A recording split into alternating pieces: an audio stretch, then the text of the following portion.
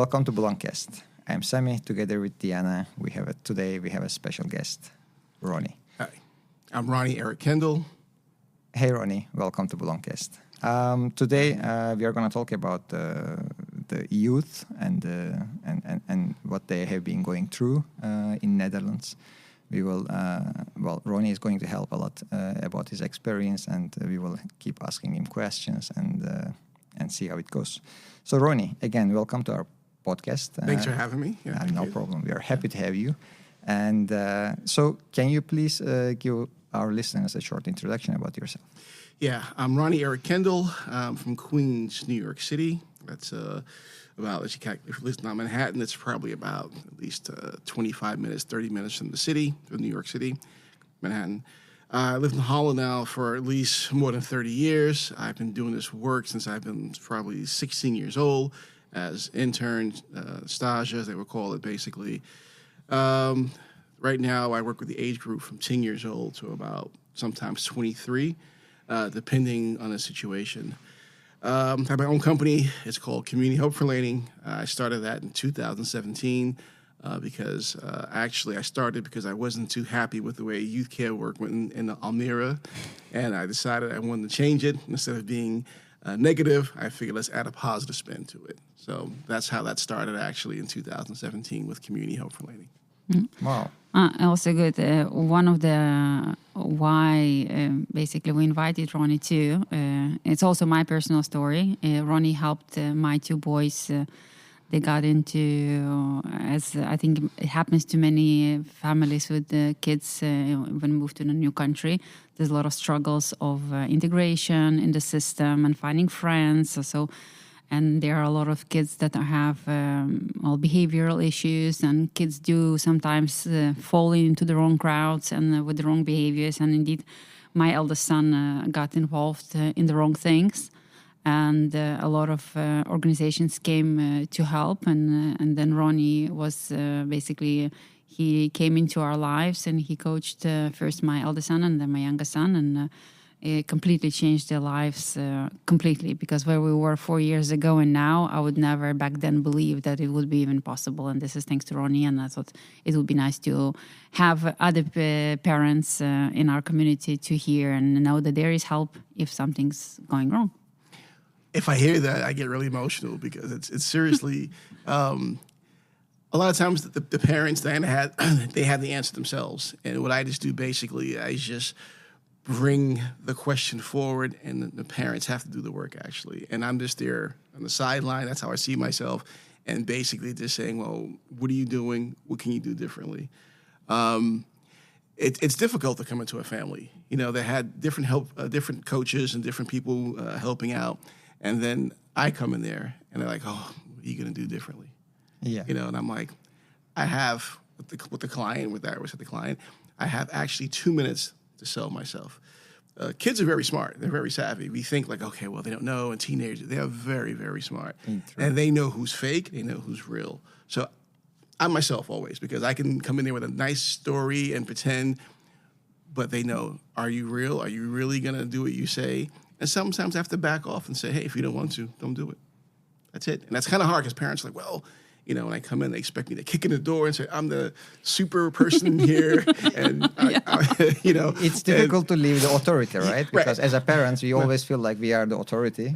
And that because when they were young, as they were babies, we did everything for them. And they listened to us. But there is a point in time that changes. Yeah, it changes. So. And I know, if I refer to Diana, you know, at a certain point, they're like, well, what's this soft approach here? This big guy, he's such a softie. What is that? But that's my creativity. I have to be that way, because parents are already like, you have to do this, you got to do that. If I come in and do the same thing, they're like, what are you doing? So I have to be like a little bit lower. Okay, well, we're going to do it, but be creative about it, actually. So it's something you learn over the years. Every kid's different, you know. So and you have to be dynamic as well, because as you said, every kid is different. Every environment or the relation between their parents are different as well. Yeah, I mean, if you think like expats, it's about expatriation. You know, think about it. It's difficult. I think of myself when I first came to Holland 30-something years ago, and times were totally different. I came to Holland, I was back and forth.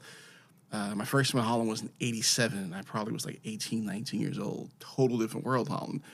So kids that come here and live have to go to school. They have to get grades. They have to deal with social media. They have to deal with the peer groups. They have to deal with their parents. It's a whole different world, and it's not easy. So sometimes I'm like, wow, I feel sorry for you. I understand it. But at the same point, this is society, and you have to function in society. So I'm teaching the skills. How do you function? How do you function with your friends? How do you function with yourself? How do you deal with your parents? True. And Ronnie was amazing. I mean, like there were times that I would like text him, like call him at 6 a.m. for issues, and he was like calling my kid. You need to get up to school. 24/7 service. Yeah, And you have to. I had to build up. I didn't do it the first day, of course. Yeah. It took a while. It can backfire. Right. Yeah, exactly. So it took a while from then to know how I am. I knew Diana called. She doesn't call for nothing. There's a reason why she calls. So the kid's in bed still, and he's like, okay, well, I'll call. Leave it. Let me. Sometimes you got to take away the pressure from the parent. Sometimes the parent can reload. And the thing is, this is my work. I do this 24 hours a day. And being a parent and working, it's different. For me, this is my job. So You have different hats, right? Right, yeah, exactly. So I'm ready to go. My energy level is high in the morning, and it's high in the evening. And parents, I have to go to work. I have to. And I'm like, this is what I get paid for. Let me do this. Take a step aside. I'm going to do this. And it worked. And Dana was amazing. I mean, they let me into their home. We made the joke always saying, Ronnie, you have an extra room for you here because I'm always there, But that's the purpose of what you do. You have to be there. You have to be hands-on. Yeah. You can't say, I'm going to see this kid once a week. I don't believe in that. That's for me, that's if you say that, then I'm wondering, what kind of work are you doing here once a week? I mean, it's possible, but that's not the way I work, basically. Okay, great. And so, we will talk about these specific cases a lot during the podcast, but I would like to just step backwards and take us to, in the beginning of your journey, because you have been working in this area for a long time. Yeah. And as we are just talking, and we have also talked before, this is a line of business. It's not for everyone, right? No. You have to, as you said yourself, you have to be energetic 24/7 and so on. So you give up many things. But if you don't like this, you basically can't keep doing it. So I'm just wondering what, in the beginning, what motivated you in this line of business, and for a long time also, what kept you in the business as well? If I go way back. Raised in Hollis, Queens, New York City. Single parents. We lived most of our lives with our grandmother, my mother, and my younger brother. I'm 7 years older than him. Actually, he just called a while. Second ago, it's kind of amazing.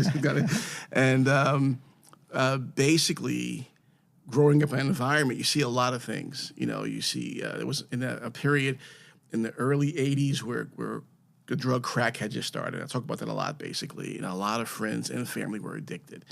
And I think what saved me, my brother went to summer camp. He went to a Jewish summer camp, which is really bizarre. See black kids in New York City go to Jewish camp. But that really was amazing. You had Mike and Sandy Friedman. If they hear this, love you guys. Basically, it's called Camp Vacamus. Well, that was the name. The name has changed. And Camp Vacamus used to be it was all girls camp back in the early 1900s, whatever. And then my mom was a nurse. And we lived in a neighborhood that wasn't the greatest. My mom said the first time, I was like 9 years old, 10 years old. And I loved to be out in the streets with my friends. I was... Those were the times. Those were the times, yeah. And at different times, we didn't have cell phones. I sound archaic, man. We had cell phones. We didn't have internet. We had nothing, just the streets and our bikes. I was always on my bike, basically. And my mom's like, hey, I'm not going to lose you to the street. You're going to summer camp. And that was 1979. And I was like, there's no way I'm going to any kind of camp. It ain't going to happen. Single mom, serious lady. She's like, you're going to camp. That's it. Went to this, we started in Manhattan. We got picked up in Manhattan and went to the summer camp in West Milford, New Jersey. That's where it was at. And it's still there today. It's called Hands for All, I think the name is called now, but it was called Camp Vacamus. So if you Google Camp Vacamus, you get the new name. Basically, West Milford, New Jersey, we get there, get off the bus, and it's the middle of nowhere. People would think a forest in New Jersey. Well, Jersey has a lot of forests and a lot of hiking trails, lots. And, and I remember that basically my first counselor, I'll never forget, that was Joey Cassidy, this Irish guy from the Bronx, Irish-American guy from the Bronx. He was the coolest guy ever. And you get your cabin assignment. I was in bunk 32, never forget that, basically. And that was just an amazing summer. And I remember after that, the end of summer camp, I went for 3 weeks. And this is, I think, like a 19-week program. And I went for 3 weeks. So I went, the last session was until the end of August. Was it a lot of kids with you? A lot, yeah. It was at that point. I think at any moment camp, you had different programs. You had the lower camp with ages from like 8 until like 12, 13, and there was the middle camp for teens, 15, 16. Then you had a leadership and training program. I did all the programs except for the younger program was 8 years old. It was preps. I didn't do that. My younger brother did that. I did the older program from like 10 to staff. Actually, I worked there as well at a certain point and became one of the supervisors there as well. Because I mean, you just go through the whole process of summer camp, and you know it was two different worlds. You'd be at summer camp, and it was this place where basically at a certain point I first thought no one looked like me. It was all white kids and other kids, and then gradually started changing, becoming more diverse. Never had any problems there. Mike and Sandy were wonderful, and they would do. Sandy would do the staffing of which kids would go to which cabins. Always did an amazing job with that. She knew every kid. I think it was like the summer, full summer, it was like 400 kids at camp. She knew every kid by name. Wow. And that was amazing to know that, basically. It was a kosher camp, so basically in the beginning was like, no dairy with meat. Help me out here. Am I saying it correctly? Yes, yeah, indeed. Right. So that was something I learned as a young kid. People were like, well, what are you talking about? No dairy and meat. You know? And then I would go back to the city. It was like, oh, I don't want to be here. It was just really... It's like waking up from a dream, right? Yeah, it was like from the dream. And you wake up and you're like, oh my gosh, I'm back here. So then you get back with your friends again, and then you pick up some old habits and school starts. But then they had a winter program also. In the winter program, they helped, like, for instance, they would say, Ronnie, come help out in the kitchen if you want to. I'd be like, yeah, definitely go up for a weekend. Started that way. Then every summer, started going there. It became part of life there. That pretty much saved me. And I mean, when I was like 17, my best friend got killed. And that just changes your whole world, actually, at a certain point. You're like, I don't want to be part of this. But then my friends are coming through with their problems all the time. So I was like, well, what are you coming through with your problems for? And then now working with kids at camp, and I just kind of didn't leave it. I just stayed with it. And the motivation was because, hey, I know I had a counselor when I was, Greg was, I was probably like 14, maybe he's younger, sorry. No, it was about 11, 12, Gregory Kelly. To this day, shout out to him also, to Greg Kelly. And I, because of him, he was positive. He didn't smoke, didn't drink, was a really, really solid guy, basically. And we have contact to this day, basically. He does a lot of, he's in a gospel choir, he's a reverend, and he comes to Europe. He did a show with the concert to come out in Amsterdam. And Germany, the Germans apparently love that kind of stuff. He's there a lot. And I still see him today. And I'm like, wow, thank you.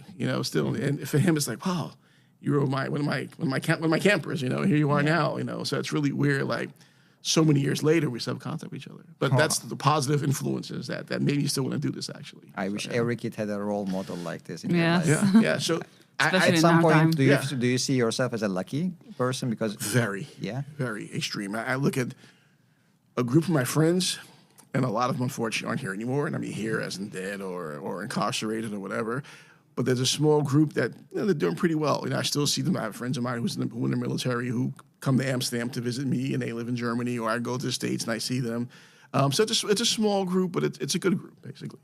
And they're like, wow, you still did his work. Wow, and the thing is, I like what I do. I don't see it as work. Someone's like, oh my God, you work on Saturdays and Sundays. I'm like, yeah, and so yeah. Oh, that's amazing. As following that, this is really inspirational. And I want to ask a question as a parent that's been in a situation that you helped our family very much. And and I think it happens to a lot of parents when we relocate to new countries, when we move to new countries, and we're busy with work, busy organizing the life. So we do miss a lot of signs. Perhaps when, I know I did, I've missed completely out when my kid got into trouble, and when luckily I found out relatively in a short period, like after a few months that it was happening. But I mean, some parents take longer to know that. So basically, what you say would be the early signs that the parents usually miss in what is behaviorally, emotionally, maybe academically? What is possible? What do we need to look at? Everything you just mentioned, actually. No, but I mean, like if there's something. Yeah. Well, actually, a lot of times what you see is it begins in communication. At a certain age, I always say from like 13 to like probably 16, 17, parents are like, friends are like at the top level and parents at the bottom level. That's just part of the process of growing up. I would say being withdrawn, basically, kind of like don't want to talk. But you have kids who don't want to talk and don't want to tell how their days are. But you have some kids also who just totally withdraw, don't want to talk with you. Like I said, I said in the parenting meeting we had last night, observe. If you see a different group at the door, ringing the doorbell, and your feeling as parent says, I'm not sure about this, then be not sure about it, basically, because it could say something. A different group of kids, a rougher group of looking kids, not because the kid looks rough, you should say, hey, that kid's a bad kid, but just observe the friends, observe their bank accounts. If a kid all of a sudden who has a bank account, because that's pretty much 14, 15, 16 PIN passes, most kids can have that, 16. If you see that amounts of money are missing and they can't say where that money is going to, it's time to sit down and say, hey, you had $200 from grandma and grandpa for your birthday, but all of a sudden you have $10. Where to go to? These are all small telltale signs for there could be something wrong. Maybe there's nothing. At school, if you notice, hey, wait a second, you've been absent 3 times this week. Where are you at then? Well, kids, we call it playing hooky. It's like my spy will playing hooky. Yeah, we all did that. Yeah, kids, right. But there's an extent where basically, okay, you played hooky. Where were you at then? Were you at someone's house? Were you in Amsterdam? What were you doing? If you see basically, that first sign of paraphernalia, the weed bags basically, and whatever, is it experimenting? Is it not? You have to ask questions. I always say, parents, ask questions. I said it last night as well in the parenting meeting. Check their rooms. There's nothing wrong with that. Sometimes you have to be diligent. If you feel something, check it. Yeah. For me, it was I'm a strong believer in the illusion of privacy for the kids, especially until like age 16, 17 or whatever, because indeed I will give you you think you have privacy, but no. But I know a lot of parents have real issues with that. A lot of parents really take a child's not well-being, that's not the correct word, but like there is their privacy, these are the things, and I should not be checking it, I should not be looking at it, but like, yeah. I disagree with that. I can understand. Especially here, and that's also, everyone has different backgrounds, different countries, and different places, different things. And my mom checked my room. And, I was a fairly good kid. My brother, I hope he's hearing this one. he was a good kid also, but he had his issues. But she checked our rooms. Yeah. And we knew that. And I think parents, as long as you're paying the mortgage or the rent or whatever in that house, then you're the boss of that house, or you're the parental figure in that house. You have the right to check. You have the right to see what's coming in. I've dealt with cases where, major cases where really crazy things happening, and one of the kids' rooms, he had drugs, whatever else, and parents never checked the room. The cops came in and they broke down the door, and they were like, "How could you not notice?" Yeah, but he has his privacy. It doesn't work like this, right? It's an extreme example. Yeah. But I think, well, you are the expert, you can tell me better, but I think maybe parents, they have a bond with the kids, and it's a mutual feeling, right? Because they love kids and kids love them. At some point, when you do those kind of things, like asking open questions or checking their rooms, these are confrontational conversations, and many people would like to step out of it because you want to avoid it. You don't want your kid to not like you, and as a result, maybe I'm just thinking, maybe you can ignore it or avoid it, under the hood of privacy or whatever you say, and as a result, it surfaces a bigger problem later on. You just said it perfectly. I always say, is your kid angry at you, upset with you? Can you check their room? It can happen. But what's going to happen when things, and this is always an extreme scenarios, that it leads up that it gets so bad that the kid goes to jail. Do you rather have your kid angry at you at home, or that you visiting twice a week in one of the youth prisons and visiting your child? I think you'd rather have your kid angry at you at home. That's where it comes down to, basically. You can better implement certain behavior that you want to see from your kid. You're teaching your child, basically. You can better do it at home than that kid gets arrested and go to a prison. And unfortunately, I have a client now who thought he can skate around the system, and he thought the system wasn't for him. But unfortunately, there were other things also, learning disabilities, whatever. He's in youth detention right now, and he didn't expect it to happen. And sometimes that shock effect, and that shock effect hopefully will change his outcome when he comes home. He's still young, he has time, but these things happen. True. These are happening in real world, right? That's why we are talking about it. Yeah. So, as you said, we talked about it, right? So we have an authority in the beginning as a parent, and then the kids start growing up. In the beginning, at least that's my perspective, the parent-child relation is more physical. So you hold the baby, you touch it, and so on. So more physically you are together, no more bond you create. But once the kids start growing up, that's, of course, changing. They don't have the physical contact anymore. They start talking back, and so love on. that. So that's, and as a parent, everybody goes through in at least once in their life as a first parent through this, and many, maybe 99% of the parents are not educated for this process. So naturally, either from their parents, or from the community, they see examples. Yeah. But there is no, handbook or guidebook for this. No. So, as an expert, I would like to ask you, during this process, so at some point during the teenager, this changes.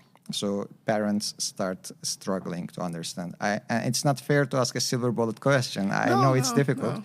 But would you, out of your head, top of your head, can you just recommend or, give some advice to these parents who are going through this transformation? It's part of the process. 13 years old, 12 to 13, becoming a teenager.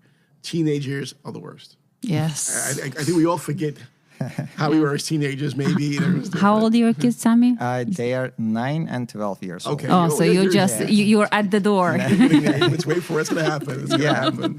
The fact is we were also teenagers at some part of our life. Different times, different expectations. We didn't have social media. I mean, I think it's, but you're right. It's basically what I would say is keep asking questions. Find out what's going on. I know, like, for instance, I have kids who I'm coaching, and the parents are like, well, Ronnie, the kids don't tell me anything.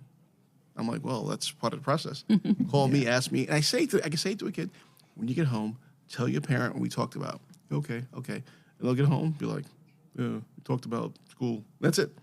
and that's the process. And they have to learn. Teenagers at a certain point, they're busy with themselves. They're busy surviving, actually. Going to school again, friends, what am I going to wear? Oh, that party's coming up. Oh, we talked about that yesterday evening. The newest iPhone. Oh, I have to have that iPhone. All right. Oh, I have to game because my friends are gaming online. Their whole world is totally different than as parents, basically. We're like, are you guys okay? You're not talking. Is someone bothering you? And that could be the case. But I would say keep asking questions. Observe. Sometimes you have to actually sit back, just have a look. As my kid, is he wearing the right clothes today? Does he look clean? Is he brushing his teeth? Is he he or she shower? These are basic things. If you see a kid's not doing that, then you have to ask yourself the question, hey, is something going on? Is something going wrong, basically? So these are the basic tips. Otherwise, I'm going to get too deep into things, and people are going to start worrying, oh, my gosh, it's a nightmare. No, it's not always a nightmare. It's just a kid being sometimes an obnoxious teenager. Yeah, teenagers are obnoxious. Mm-hmm. That's the way it is. I don't have kids myself, but I have 2 nephews and a niece. And at the end of the day, when I'm in New York, I can say, bye, see you later. I love them to death, but I watch them, how they do things. The oldest one, I'll be 14 soon. My brother goes, she has no concept of time. And I'm like, that's funny because when you were younger, you were the same exact way. So I really hope he hears this. So I'm the real. We will share it. You can share it with him. Great, what's his name? David Winston Kendall. Oh. And he's an educator. He teaches special ed. He's a math teacher. Oh, cool. Yeah, so that's kind of in the same field. But that's a summer camp thing. We kind of all fall into the youth care work situation. Yeah, but also thanks to your mom that she put her foot down. She did. She was not she was a pretty small lady, but she was tough. She was tough, yeah. Yay to moms. Yeah, moms. Yeah, moms and dads. Yeah. And so thinking about it, because we talked about the people are growing and the kids are growing and then everything is changing. And you said, the kids do different things in their life. They have friends and so on. it's not just between the parent and child relationship anymore. Right. They try to create also an identity inside the community, and they try to figure it out. So I always think this like, there are too many things going on at the same time. Maybe it's not fair, but saying like too many balls juggling at the same Makes time. sense. And on top of that, as parents, we just put another ball, or maybe throw a lot of balls to them. Okay, you have to do this as well, but without knowing them, the other balls they are doing. Yeah, that's true. Yeah. And on top of it, sometimes, sometimes, maybe many times, kids don't know how to ask help. Yeah. And it happens to me as well. When I am struggling with something, when I'm too busy, you forget asking help. Yeah. You think that you are solving the problem. It always reminds me of this comic, if you don't know. I don't know if you know it. It's like in Stone Age. There is this guy, a couple of guys who try to push a big block. I've seen that. Yeah. And the other guy says, "Hey, I have a wheel here, so maybe you can use it." And the other says, "Oh no, we are too busy right now." So it's like this. So kids, and so as an expert, how would you suggest parents, to talk or to approach the kids who are not looking for help? Yeah, also parents that are very overwhelmed. Yeah. It's funny because one of the parents told me also, as we just said, when I come in as I say in Dutch, Hulpverlener or as coach, it's already too late most of the time. It's already too late. You can have preventive, but even preventive, it sounds weird, it's also too late. So the parents are frustrated, the kid is frustrated with the parents, and then it's like, oh my gosh, who's this guy going to come here and tell me what to do now? And those are one of the things where I think actually you just have to kind of, as parent, again, you just really have to take a step back and make an inventory of what's happening. Because a lot of parents want school and you're juggling all the balls like you said, basically. But you have to think, a lot of kids don't know how to ask for help. A lot of kids are afraid to ask for help. We got to figure it also, there's a lot of kids where they have a diagnosis, ADD, ADHD. And these are things also within the coaching. I say, hey, maybe you should check that out, basically. Because if the kid can't focus, in my time, I was just a bad kid. I'm pretty sure if I was diagnosed, I have everything under the sun right now, basically. But a lot of kids have a diagnosis, basically. A lot of parents are against that. They think like medicine, pills. Mm-hmm. These days, you can do it differently. There's a lot of different ways to do it. But I would just say, what do you want? A lot of parents are like, I had a parent, this is a really funny story, I think. And this kid came in too late by 10 minutes. And the parent was like, you're punished this whole month. So she's telling me a story. I'm just sitting there like, and then the kid looks at me like, and then I just sat there. And then the mom looks at me, she goes, and she just starts laughing. And she goes, it's kind of ridiculous, right? I said, I'm glad you said that thing. I'm like, it was 10 minutes too late. And, at least she was reading the room. Exactly. She goes, Ronnie, I just saw your face like, I was like, good. That means we know each other. Yeah. And then I always say the punishment has to fit the crime. Yeah. So, I think parents, and I understand you're angry and you're like, wow. I'm like, sometimes no discussion. Just take a step back. I'll see you in 10 minutes and we'll talk then. And for me, it's easy to say because at that moment, you're deep in it. But sometimes take that step back and think like, okay, you know what? I'm not going to do this right now because I'm going to lose my temper. We're human also, and I think people forget that, and kids forget their parents are human. You guys are food on table now. You guys are clothes now. I need $10. I need phone now. Kids are cavemen and everything, but that's just the way the process goes, basically. Yeah. Yeah, I know I am guilty of many things that you said, indeed. Oh, really? No. Yeah. I admit, yes. I do have sometimes a bit of exaggerated expectations. And well, if I may really short, with you guys, it was always interesting because I would sit there and you knew the answer yourself, basically. Mm-hmm. And I was like, okay, Diana's going to figure it out herself. Here it goes. And then it was like, okay. And then Diana was calm. Mm-hmm. When she was calm, she would know exactly what to say and what to do. And then the message would come in clearer. And it was like, okay, Mom, okay. And then it was good. It was clear. So that was yeah. And then Ronnie would leave, and then 10 minutes later, That's how it goes. I was a peacekeeper sometimes, but you know what? But eventually, apparently, I keep talking about you. I apologize, but no, that's fine. Apparently you got it right because, Well, we all did it. I think what really helped, and this is something that I really appreciate, the way you are, because Ronnie came in first time, and he just puts everything on the table. to my child, to my son, and he had to make a choice. Ronnie doesn't start the process without the kid saying, "Okay, I'm in it." Because if you're not in it, it's also actually we were able to make a difference because my son chose that he wants to make a difference. I think, and this is what's really important. That's the most important thing, I guess, right? That's exactly. That's the way my work situation is. I come in and I say it's voluntary. If you don't want it, don't do it. And what's really weird, whenever I say that, kids are like, I want to. And if I say you have to, which I don't do, then they're like, oh, I don't want to. But even I gotta say, since 2017, I started my business, Community Hulpverlening, and I gotta say, the way I've done it, most kids choose for it. And I've had probably, I can count on both hands, kids that are stopped early, but those kids that are stopped early really needed other sort of care, or actually they had it together and they were ready to stop. So, I always say it's your choice, but a lot of times I get parents who say, hey, you got to do it, But I always say, hey, you know what? That's fine, but you got to be creative about it, basically. Yeah. A 13-year-old, I think, has something to say about it. And I think always say parents decide, but with a 13-year-old, I do the same process. So deep down, they also know something is not right, but maybe it's not the right environment for them to. Right.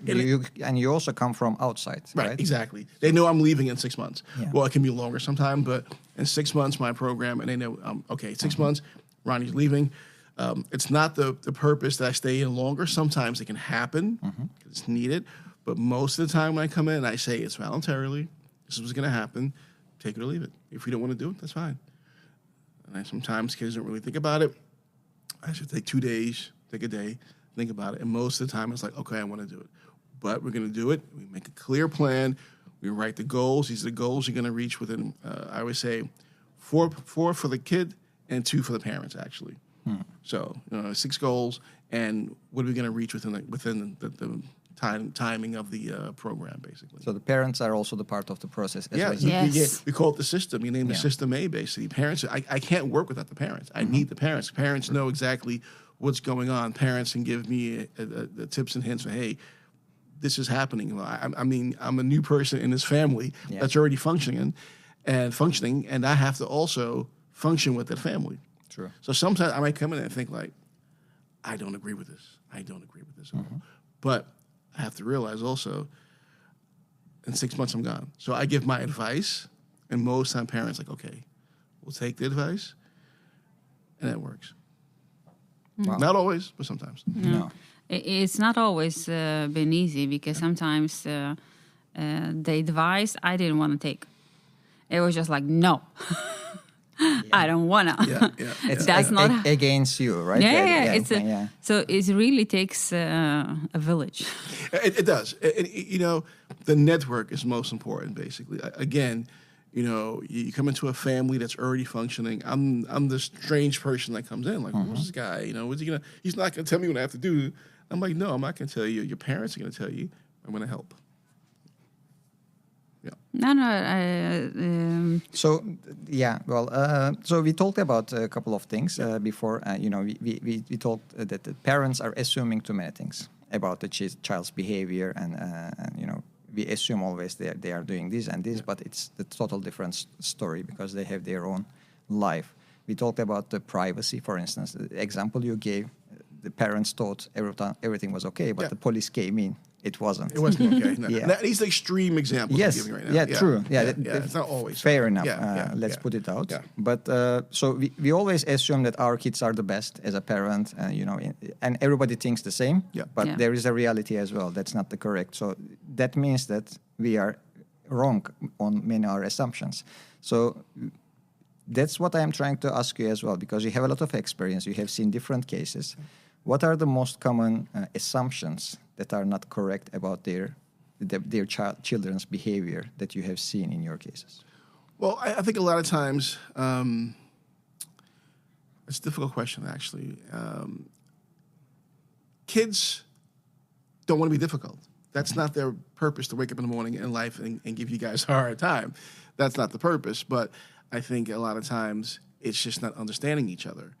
and talking. And again, what I said, it's a lot of investment right now.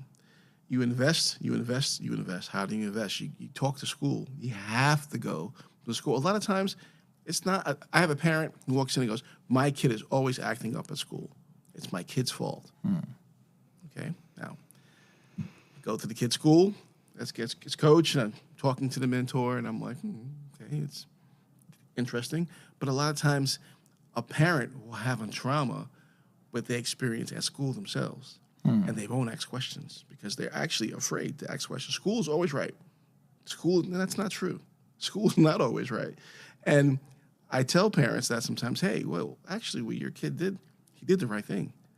And you actually said as parent, he's wrong.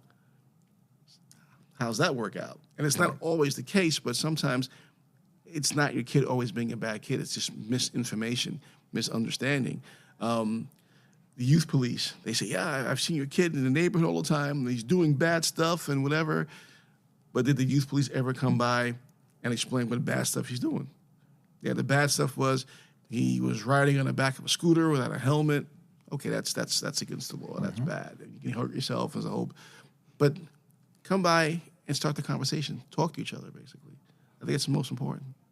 Am I getting the question correctly? Yes. Yeah? Okay. Yeah, okay. yeah. So make sure. And if I may add to this, Yeah. I think maybe to myself as a parent as well, an advice I would give, like not assume, right? Never. So Yeah. don't assume it. If you have suspicions about something, don't assume, and then just ask your question. ask, yeah. to your kid, and then also try to trust him, but also validate the answer with other facts as well. Yeah. So there is nothing wrong with it from my point of view, as long as you've been open to your kid and you have the trust between you each other.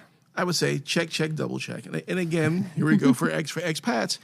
A whole Trust different but world. verify. Trust but verify. I trust you until I know for sure that this is correct, basically. And expats, different world, different situation, different upbringing, cultures.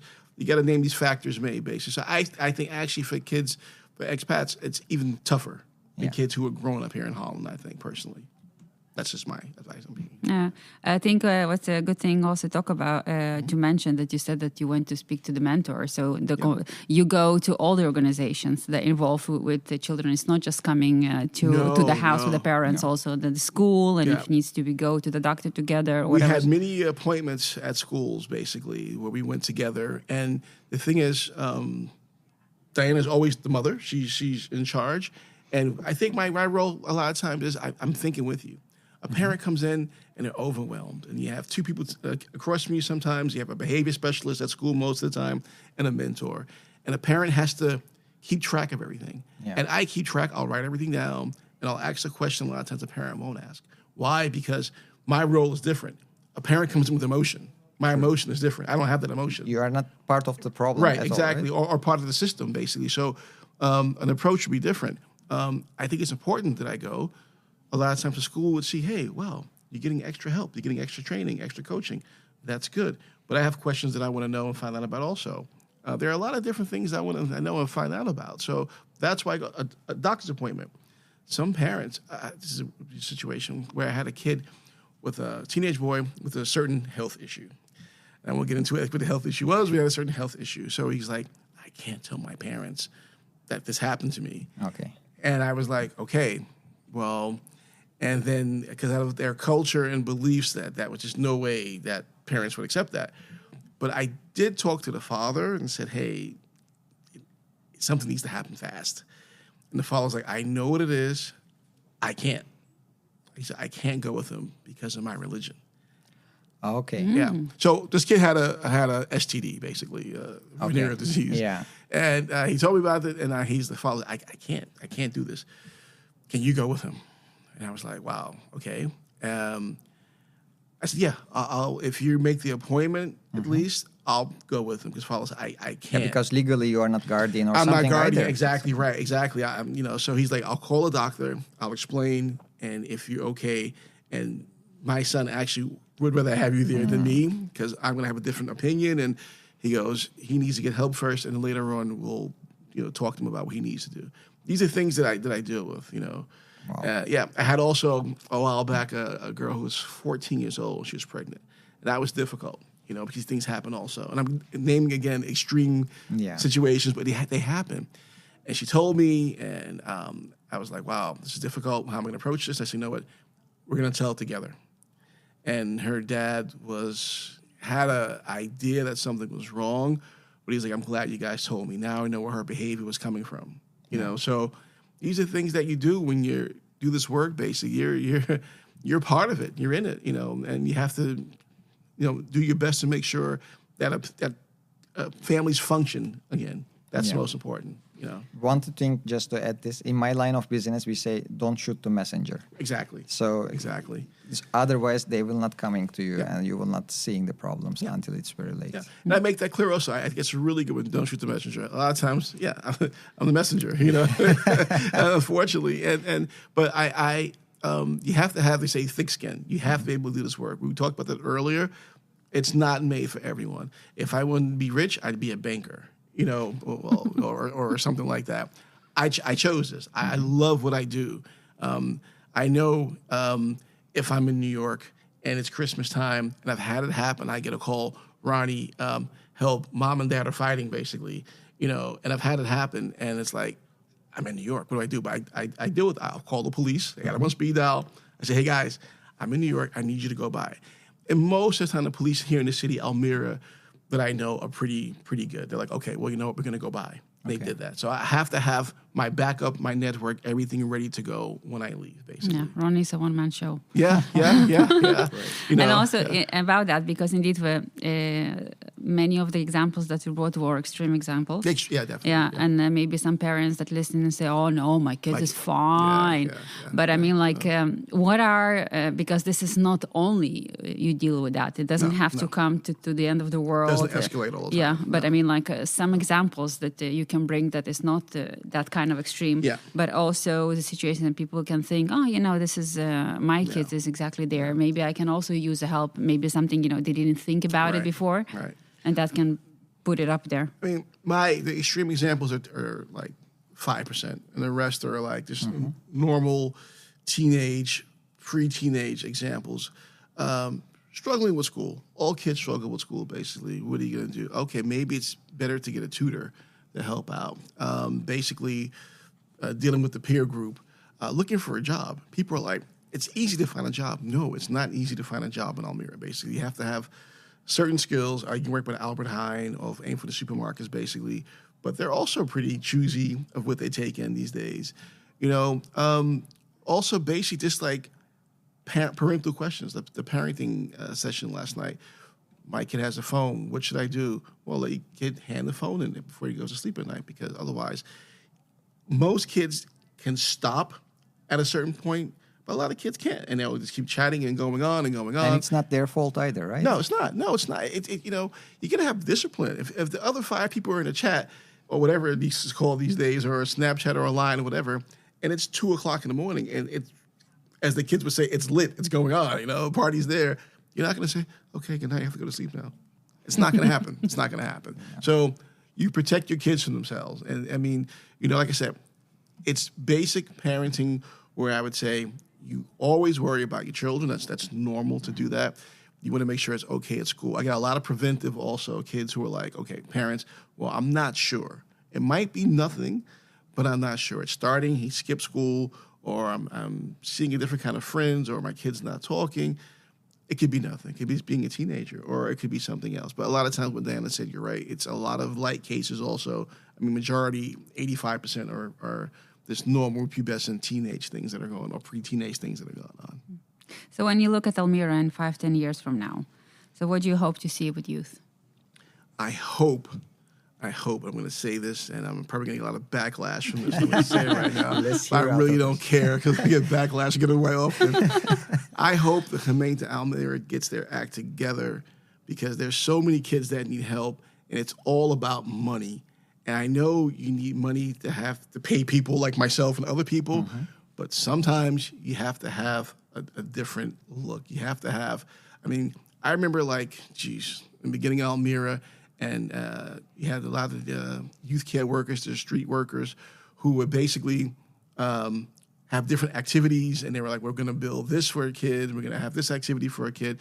That still happens. I think they call them jongerenwerkers, street workers, sounds kind of different, but jongerenwerkers. They're really good in Almere from the score. They do a lot of good work. They do a lot of activities, and they signalize. They say, hey, we see certain kids, maybe it's good that you guys have a look. That's the way it's supposed to go. But I think in that way, that I would like to see a change in the gemeente and City Hall itself, how they work with kids and how they approach kids. I mean, listen more to the JGZ, that's the Jeugd en Gezin. They do amazing work, these people. They're old, it's about Dutch terms, but Bureau Jeugdzorg, say Child Protective Services, they work there now, and they're great people. They know how it works in Almere. They know the vibe. They walk in, they're dedicated people. Mm-hmm. And I love working with these people, and they're good. But the gemeente the City Hall needs be a little bit more understanding how to work with kids, actually. I think they kind of like just look at numbers and less kid work. Wow. Yeah. Thank you. Yeah, no problem. And also, just a moment, I wanted to ask, I think it's important to know because we got help for you via the JGZ, indeed. Yeah. So if for parents that are interested, do you also, do they need to go through the GP, several organizations, or also people can approach you privately and say, listen, Ronnie, our kid is doing issues, and how that goes? Yeah, that's a good one. There are different routes. It can go through your own doctor. It can go through a youth arts. It can go through basically the JGZ. You can approach me personally. My information is somewhere to be found. Yeah, we will share it, definitely. Yes. Yeah, so that's no problem. So I would say just approach. And it might be that I might say, hey, you guys don't need me. You need someone else. I think I have to be really honest and clear in that. Not every referral is meant for me, basically. It can be meant for a different form of help. So I mean, because otherwise I can say, sure, bring it to me. And if I can't provide what needs to be done, then no one's getting help. So I would say sometimes no, but if I say no, I'm going to tell you where to go to get the right help. So that's really important that you guys know that. It's not about me. It's about your kid and the help the kid gets. Wow, amazing. I think that's very helpful for the people. Yeah, it's important to know. I mean, because some Yeah. people say, this sounds great, but we don't have money. We cannot afford it. Yeah. But indeed, the government steps in and there's always help. a possibility. Yeah, definitely. Right. Yeah. Okay, Ronnie, thank you very much. We are closing almost our time, but we have a special tradition. We started with our previous guest, who was Mayor of Almere, and now he asked you a question without knowing you would be here. That's amazing. Yeah, That's amazing. It was an that's anonymous amazing. question. Okay. So I'm just gonna read his question to you and listen your answer, of course. And for the listeners, of course, Ronnie at the end of this episode also going to write a question without knowing the next guest, and we will just carry we'll continue on. that indeed. Yeah. So his question was, what do you think will be your main contribution to the Almere community in 2026? Wow. If I look at how many kids I had this year that I've coached, and if I look at, I'm over for education, academics. I mean, I was a horrible student. Sounds weird, but I was a really bad student. But well, you make up for it. I make up for it now. But again, I was horrible. I was disgusting. But I think if I look at the kids I had in my group this year, I've had looking at maybe 8 or 9 kids. All the 9 kids from different school backgrounds, they've all passed. And that's amazing. I mean, past the school year, not past died. Past the school year, and I have 2 with them. No, not.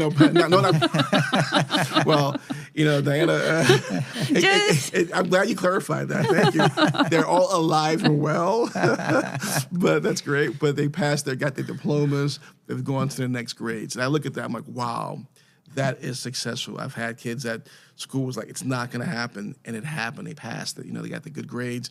They went to the next class. So for me, I think that's good, because once you have kids who are educated, that's better for your city. That's better for your Toekomst, your future. Yes. If you have kids who are hanging around and not being productive and breaking into cars and robbing houses, people are not going to live in your city, basically. But if kids are being positive and they're doing great things and they're passing, and then parents are proud and happy, and the kids are proud and happy, that's a great motivation. And for me as well, I take it personal. I'm like, hey, I'm so glad. And I always say, if you're successful, I'm successful. I look at Diana and I see her oldest son. I got to use it again. Yeah, and, it's fine. he goes to one of the best schools, in Holland, and I'm not going to say the name, of course, but and I'm like, people, they kind of wrote him off. They were like, hey, he's not gonna make it. He's not gonna have it. And it's funny, I still see these same teachers. Well, yeah, it was a situation, but I still see some of the people who were involved, and on purpose, I say, hey, remember that kid? He goes to this school now. They look at me like, oh, how is that possible? I'm like, because you guys wrote him off. You guys gave up. Never give up on a kid. And there's always a solution, right? Always a so solution. Don't lose the hope. If you are struggling with something with your kid, just try to look for a solution. Right. If the solution you are looking for may not be in the place that you are looking for, then just... It won't happen tomorrow, or the day after tomorrow, or next month. I think a year, but don't give up. Parents, there was Diana who just wouldn't let go. It was like, there's no way my kid is going to this school. And it happened. And these are success stories we're in. Don't give up. Just keep going. Look for help. If you sit down and say, I can't do it, it's not going to happen, and it's not going to happen. That's it. So good things happening also. I think it's also important to kind of remind parents that the children are the mirror of us. Yeah, definitely. And whatever behavior we receive from them at the age of their teens is basically the behavior that they were mirroring from us over the years. I know it's not nice to hear that, but it is a reality. I do recognize that a lot, and sometimes I get a note and saying to myself, this is you. This is you. Yeah. And this is the most annoying. Yeah. Well, I said about my nieces and nephews and my brother, I was like, no balance of time seems, I know where it's coming from. So these are things, but at the end of the day, I just want to say again, it's so important. Just listen to your kids. Listen, talk to them, see what's going on. I know people have it busy. You have 2 jobs, some people these days, whatever, or people who are expats and they come here to Holland. It's a totally different culture. Mix in the culture. I always say the first thing was interesting. Learn Dutch. I'm still learning Dutch, but but it helps. Makes a big difference. So on that note, I'm gonna say that. That's amazing. Yeah, that's great. Thank you very much, Ronnie. Thank you guys for having me. I really enjoyed being here, and I hope my brother hears this podcast.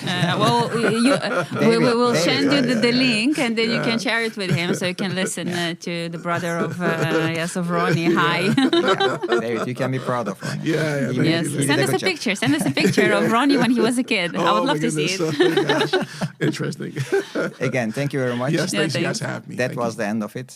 See you in the next episode. Yeah, cool. Bye-bye. Tot ziens. Tot ziens.